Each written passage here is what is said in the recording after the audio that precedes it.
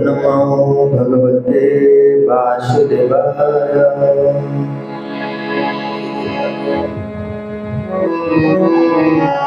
ओम नमो भगवते वासुदेवाय। ओम नमो भगवते वासुदेवाय। शंकर नारकायैव कुलघ्नानं कुलस्य च पतन्ति पितरह्येषां लुप्तपिण्डोदकक्रिया। प्रभुपाद की जय। जेतेबेले ए प्रकार अनावश्यक जनसमाज बुद्धि लाभ करे सेतेबेले वंशरे एवं वंशघातक मानक पक्षरे नरक भोग परिस्थिति सृष्टि हो जाए। ए प्रकार दूषित परिवार मानकरे पितृपुरुष मानकर पिंड पानी लोप पाई जाए। ए श्लोक रे दीटा लक्षण दिया है कोलिया बरे अवांछित संतान मानक द्वारा ए दुईटा लोप पाई जाए। कौन कौन ना जार संतान संख्या वृद्धि द्वारा नरक भोग परिस्थिति सृष्टि हुए। नरक रे जो प्रकार दंड कष्ट मिले यातना मिलूँ बंची समय यदि कुपुत्र घरे रुहे से बंची समय ताकू कष्ट मिले। यहाँ हूँ नरक भोग ये गोटे लक्षण। द्वितीय कहला ए प्रकार दूषित परिवार मानकरे पितृपुरुष मानकर पिंड पानी लोप पाई जाए। तांकू पिंड देले मिलिबो ना कि सेमाने ग्रहण करिबे ना आ पानी मध्य ग्रहण करिबे ना। ए दीटा श्लोक एक ए श्लोक दीटा कथा अछि। पूर्ववर्ती नरक जीवन कमाने बीतई थांते एई जगत रे ना जो मान को घरे ए जार जो संतान माने जन्म नहीं थांते बा अबांछित संतान बोली कहा जाए। से माने कौन करती ना परिवार जो माने थांते से माने को कष्ट दे थांते।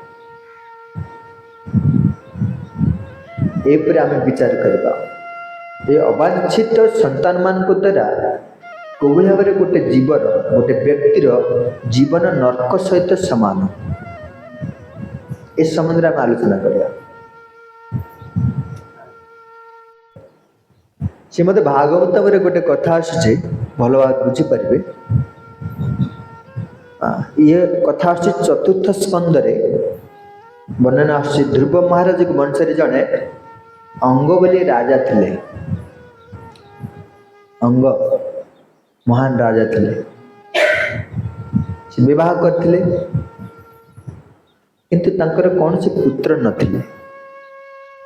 एत बड़ सब किछि अछि धनर अभाव नहीं तो सुंदरी पत्नी अच्छी राणी अच्छी किंतु पुत्र ना से पुत्र को प्राप्त करने से कौन कले विभिन्न प्रकार यज्ञ अनुष्ठान करथांती। से यज्ञ अनुष्ठान देवता माने मते आसु नथांती से मानकर भाग नेबा पय काहेकि आसु नथांती अपुत्रिक थिले। दिने कौन हेची राजा जेतेबेले जानिले हमर पुत्र नहांती भाबिकी देवता माने आसुनांती सेमानकर भाग न नहांती सेतिबे से कौन कले एक विशेष प्रकार यज्ञ आयोजन कले। कौन ना पुत्र प्राप्त पय एक यज्ञ आयोजन कले श्रेष्ठ यज्ञ।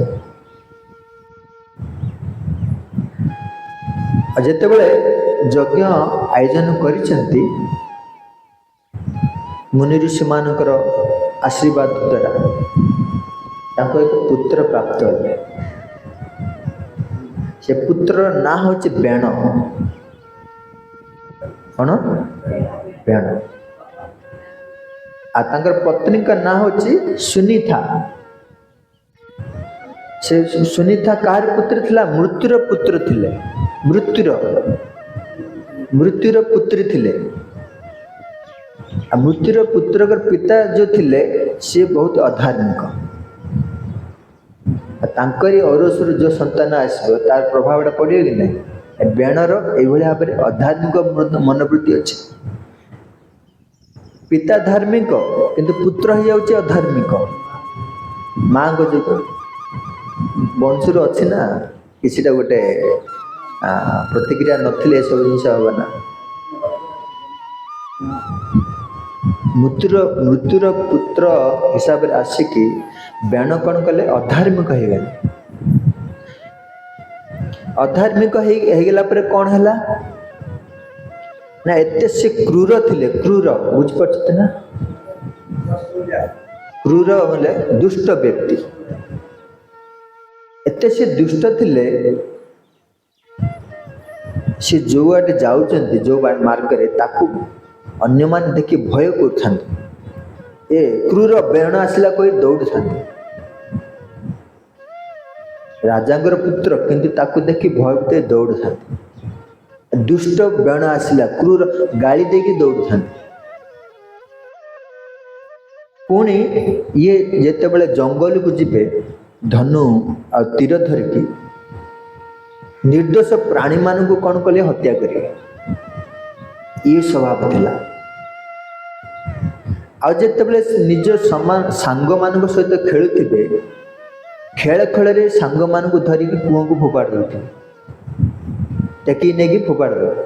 ये भाव से क्रूर थिले, नृशंस थिले व्यक्ति। पिता तो धार्मिक से चिंता कले जेकोन से उपाय मो पुत्र को कौन करी सजाड़ी सुधार चेष्टा कले। किए? अंगराजा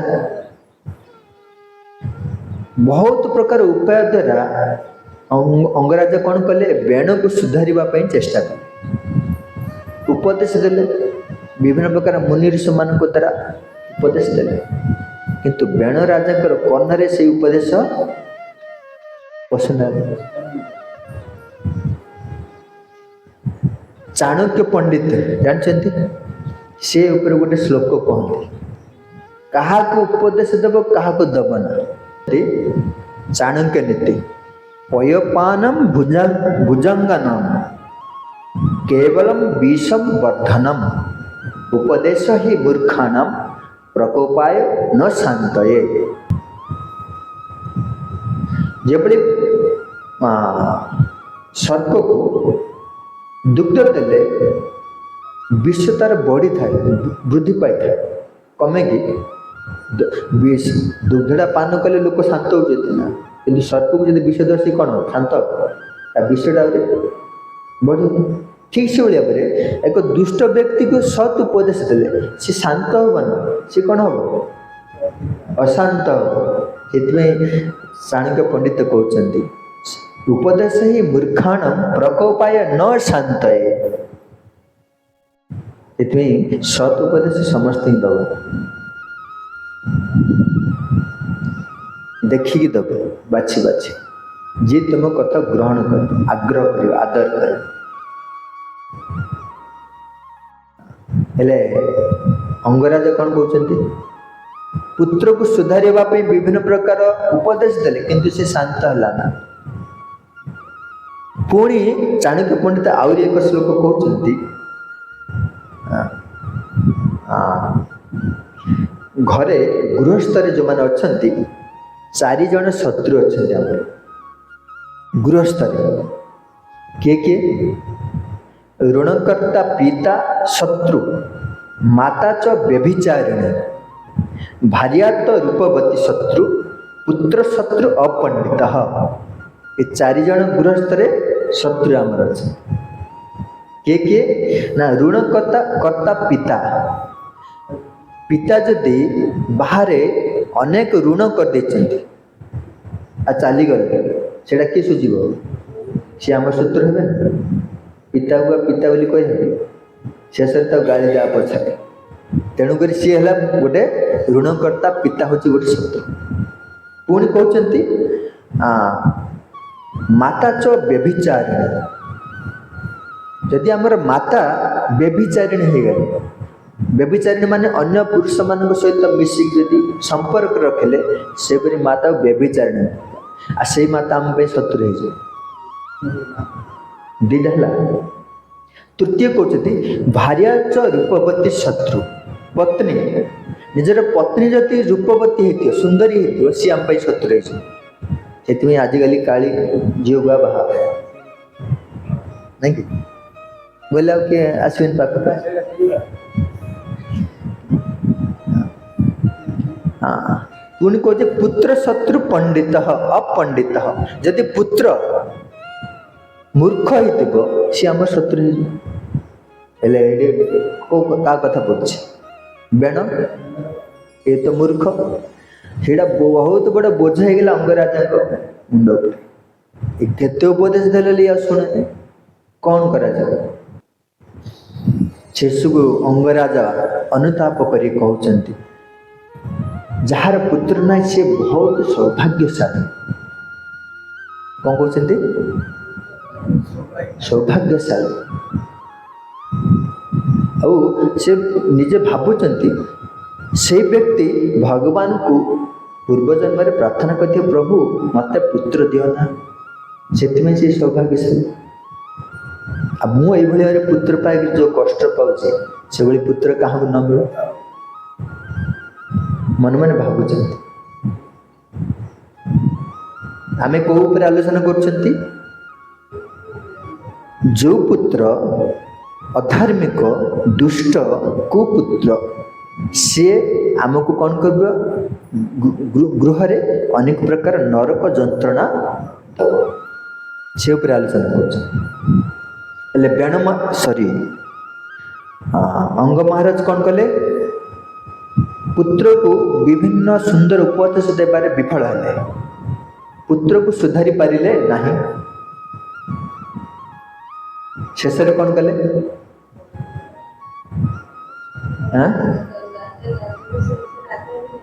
हाँ शेष वैराग्य आसला गृहस्थ जीवन में सी रहा इच्छा कले रात्रि कौन कर पत्नी शोचती रात्रि से कौन कले जंगल पड़े गले जाइके चिंता कर मोर ये भाव में पुत्र घरे जो जन्म नहीं तो मो बहुत भल है भगवान को कृपा कले केमती कृपा कले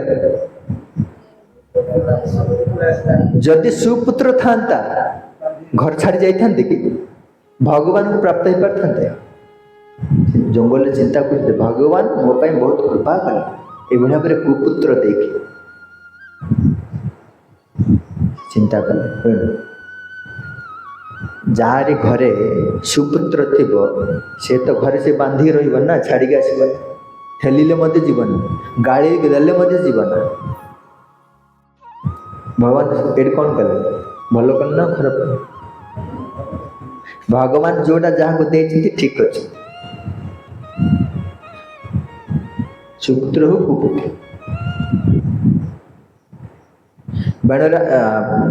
अंगराजा कहले भगवान मो पर बहुत कृपा करछन्ति मु जंगल को आसिके भगवान कौन कर भजन कर भगवान को प्राप्त है।